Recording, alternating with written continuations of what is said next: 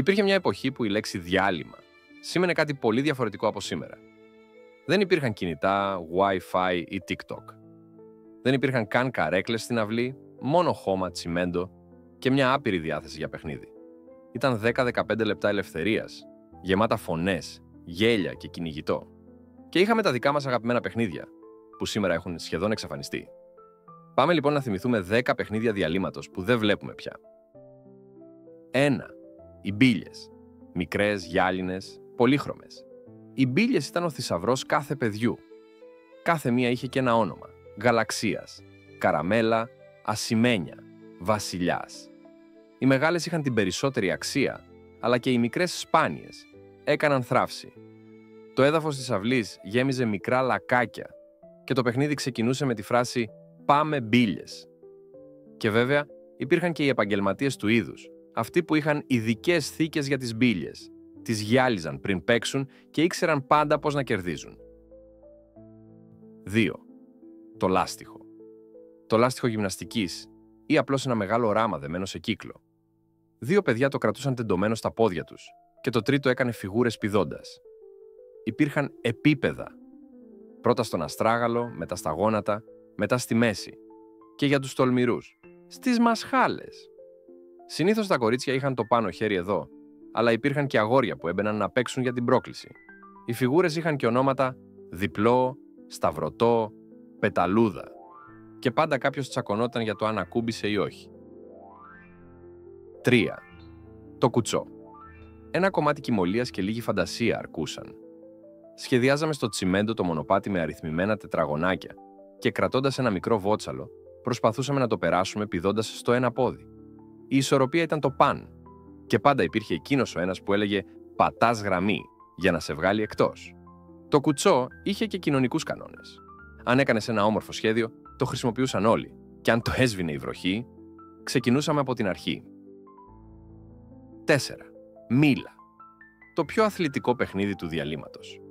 2 παίκτες στις άκρες πετούσαν την μπάλα για να πετύχουν όσους ήταν στη μέση. Αν σε πετύχαιναν, έβγαινες. Αν έπιανες την μπάλα στον αέρα, κέρδιζε ζωή. Τα δυνατά μίλα ήταν φόβος και τρόμος. Μιλάμε για εκείνες τις βολές που ακούγονταν σε όλη την αυλή. Και πάντα κάποιος έτρωγε την μπάλα στο πρόσωπο και μετά όλοι έλεγαν «Sorry ρε». 5. Σχοινάκι. Κλασικό και διαχρονικό, αλλά στις παλιές αυλές είχε άλλη χάρη. Το απλό ατομικό σχοινάκι ήταν ζέσταμα. Το ομαδικό όμως, με 2 να γυρίζουν το σκοινί και άλλους να μπαίνουν και να βγαίνουν, ήταν η πραγματική πρόκληση. Συνήθως υπήρχαν και ρυθμικά τραγουδάκια. 1, 2, 3, ο Μπαρμπαμπρίλιος ή «Μην περάσεις το 43». Όσο πιο γρήγορα γυρνούσε το σκοινί, τόσο πιο πολύ ανεβαίναμε σε φωνές και γέλια. 6. Κρυφτό. Ίσως το πιο κλασικό παιχνίδι όλων. Ένας μετράει στον τοίχο, οι άλλοι τρέχουν να κρυφτούν. Η καρδιά σου χτυπούσε δυνατά όσο άκουγες τα βήματα του κυνηγού να πλησιάζουν.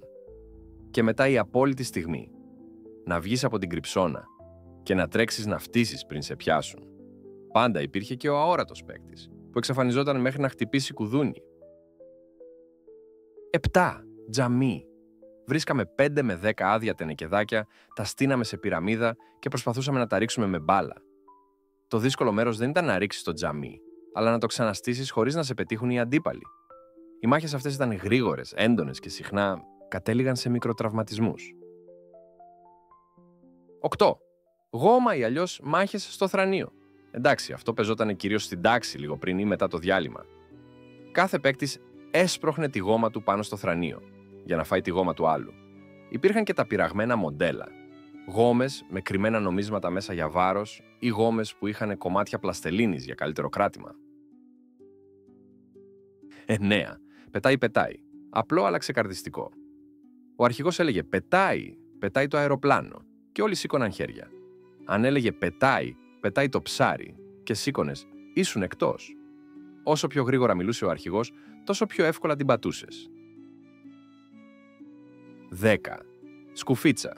Όλοι σε κύκλο. Ένας γυρνάει γύρω-γύρω με ένα μαντίλι και το αφήνει πίσω από κάποιον. Αν δεν το καταλάβαινες και σε ακουμπούσε, έπρεπε να τον κυνηγήσεις. Αν σε έπιανε, έμενες στη μέση. Η χαρά ήταν να καταλάβεις εγκαίρως ότι σου άφησε το μαντίλι και να του κάνεις την απόλυτη ευνηδιαστική επίθεση. Αυτά ήταν τα 10 παιχνίδια διαλύματος που γέμιζαν τις σχολικές μας αυλές, με φωνές, γέλια και μια αίσθηση ελευθερίας που δύσκολα περιγράφεται. Σήμερα οι αυλές είναι πιο ήσυχες. Τα παιδιά έχουν άλλες ασχολίες. Αλλά για όσους ζήσαμε αυτά τα παιχνίδια, είναι στιγμές που μένουν για πάντα. Ποιο από αυτά θυμάσαι καλύτερα? Ποιο έπαιζες κάθε μέρα?